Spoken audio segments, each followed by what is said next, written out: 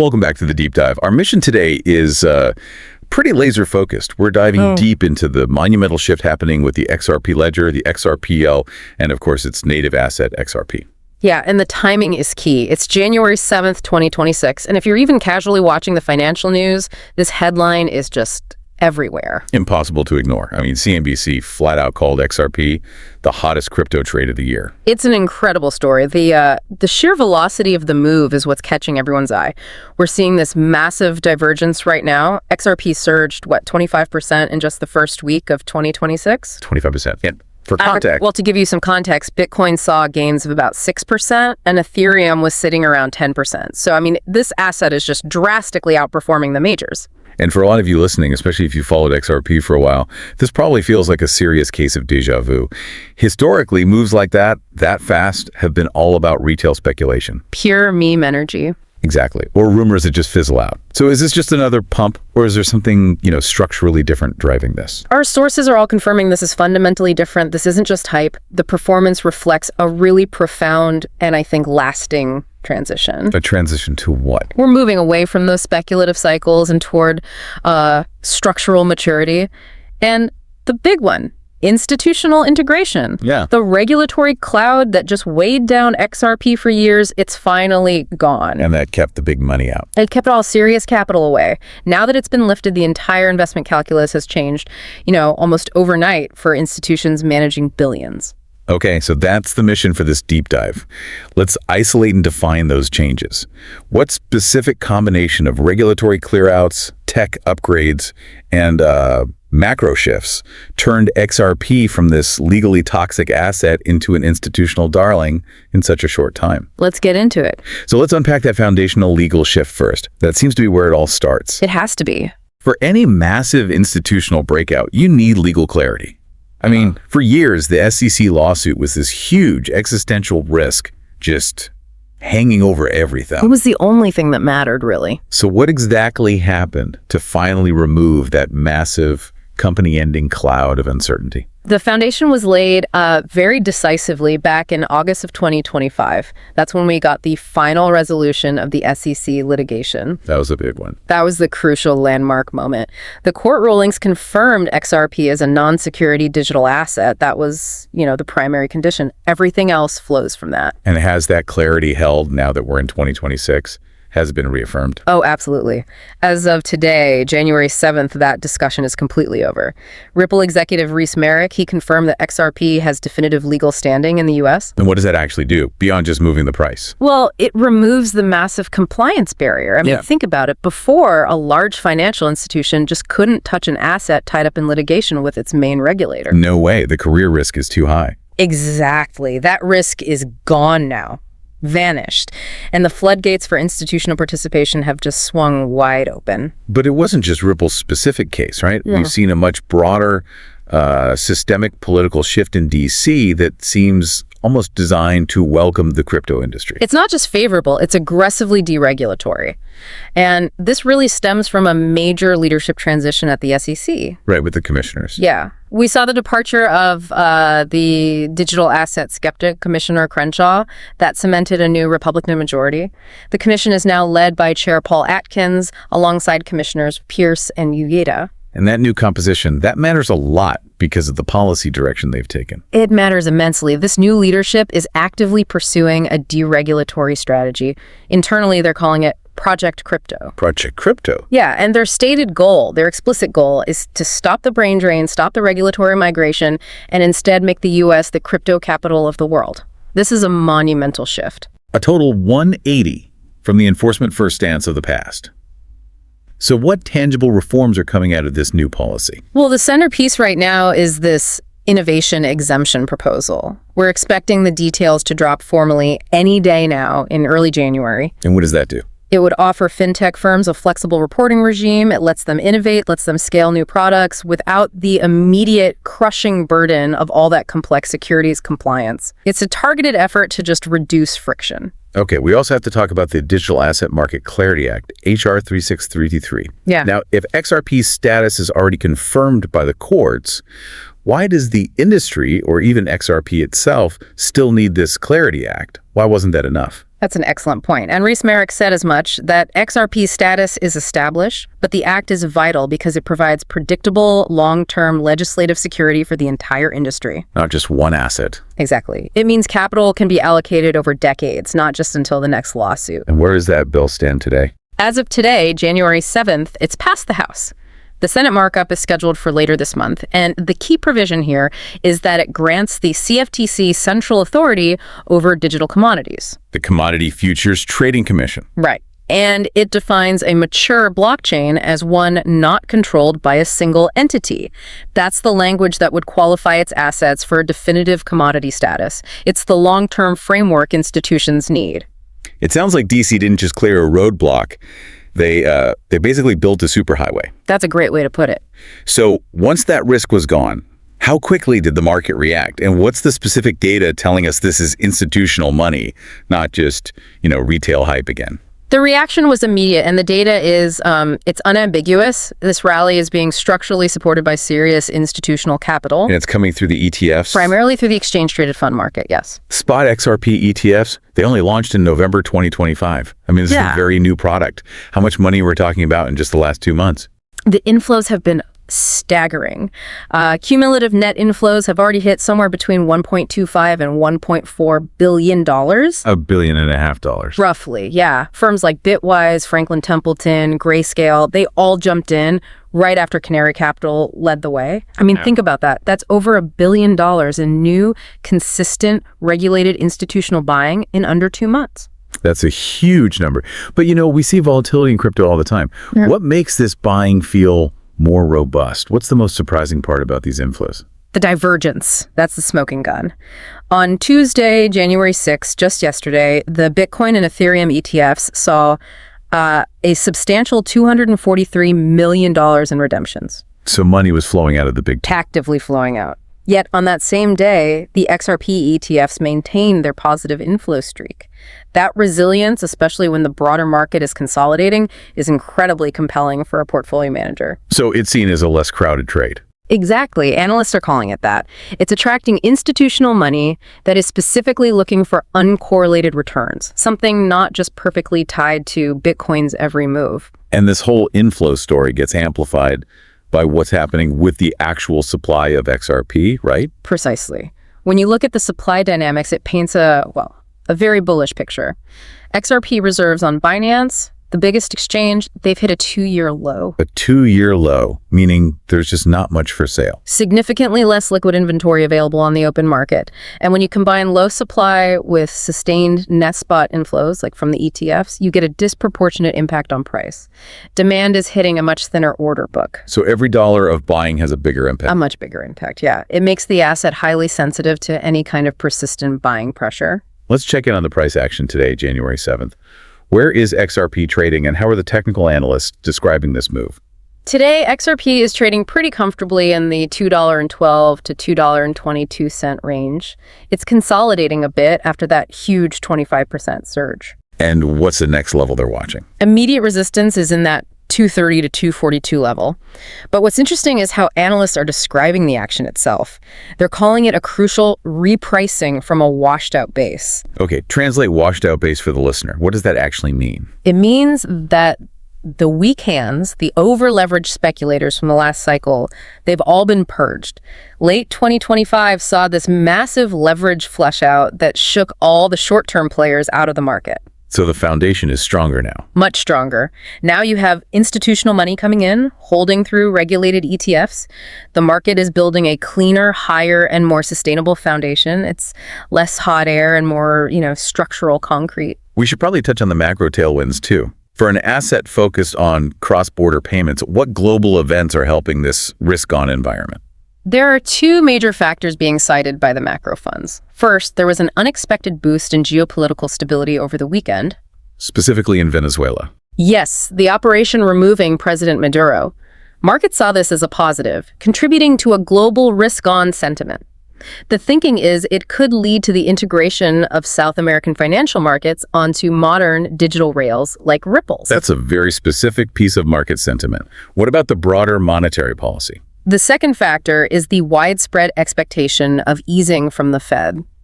Goldman Sachs is predicting at least 2 rate cuts in 2026. And lower rates are good for assets like this. Historically, yes.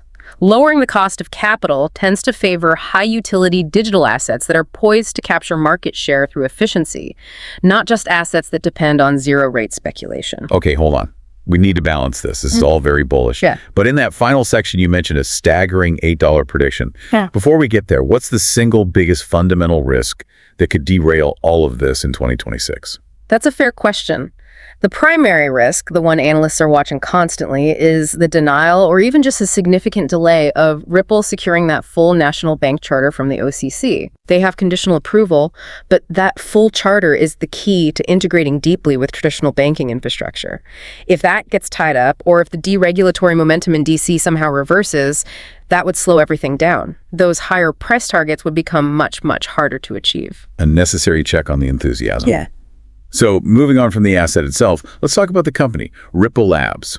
They seem to be intensely focused on institutional utility now. What's their financial status, and what's the plan with that long-awaited IPO? Ripple Labs is operating from a position of immense financial strength. After a $500 million raise in November 2025, their valuation is sitting at a staggering $40 billion. $40 billion. And importantly, President Monica Long just confirmed yesterday, January 6th, that they intend to remain private for the foreseeable future. That's interesting.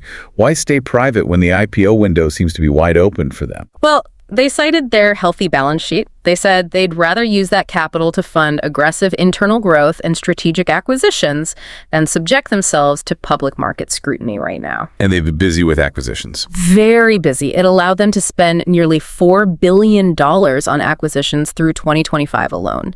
They're targeting critical areas like custody, treasury management, prime brokerage. They're basically building a full self-contained ecosystem. And the centerpiece of that ecosystem seems to be their regulated stablecoin, RLUSD. Tell us about its role. RLUSD, or Ripple USD, is absolutely the centerpiece. It's designed from the ground up to be compliance first for institutional settlement. This is not for, DeFi trading or retail speculation. And it's growing fast. Explosively. Yeah. It's already surpassed $1.2 billion in circulating value. Its regulatory status is incredibly robust. It's licensed by the NYDFS, and critically, it has conditional federal approval from the OCC, including that conditional national bank charter. Which gives it direct access to the Fed. Direct access to the Federal Reserve's payment infrastructure. For an institution, that level of approval is paramount for trust. So we've got two core tokens here, RLUSD and XRP. For the listener, what's the functional difference? How do they work together in this full stack strategy?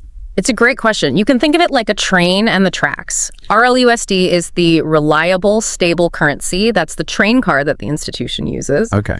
XRP is the highly efficient, low-friction tracks and the fuel that powers the immediate movement. So, for example, a company needs to send $100 million from Tokyo to London. Right. The transaction begins and ends in a stable asset like RLUSD.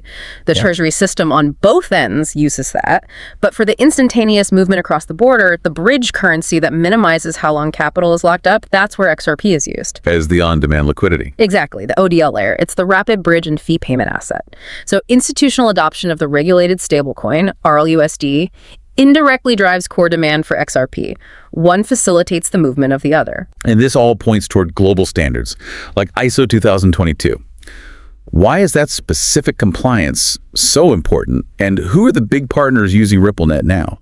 ISO 2022 is vital because it's the new messaging standard the entire global financial system is migrating to. It's the replacement for the legacy SWIFT network. So being compliant makes you future-proof. It positions you as a preferred forward-looking asset for central banks. And adoption isn't theoretical anymore. We're seeing Amina Bank, the first European bank using Ripple's licensed solution, process $95 billion in volume last year. $95 billion. Yeah.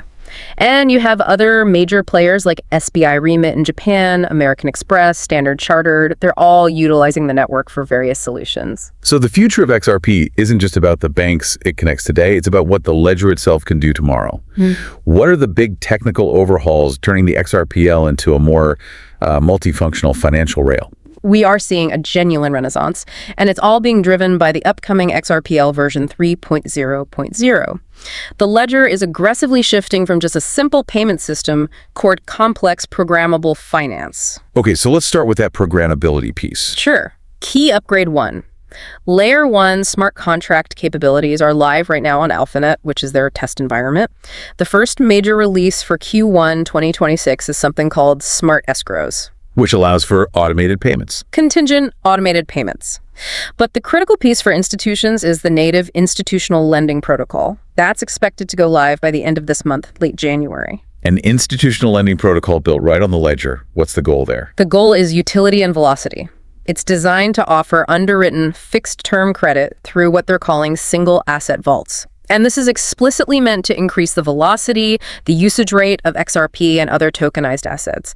It provides yield opportunities without relying on unregulated intermediaries. A safe way for institutions to put assets to work. A standardized, safe way, yes. Okay, but what about privacy? Traditional finance moves huge sums, but confidentiality is everything. You can't just put a bank's entire ledger on a public chain. And that brings us to key upgrade 2, institutional privacy. This is a massive differentiator. RippleX is integrating zero-knowledge proofs, or ZKPs. Okay, let's break down zero-knowledge proofs for the learner. That is one of the densest bits of crypto jargon out there. It absolutely is.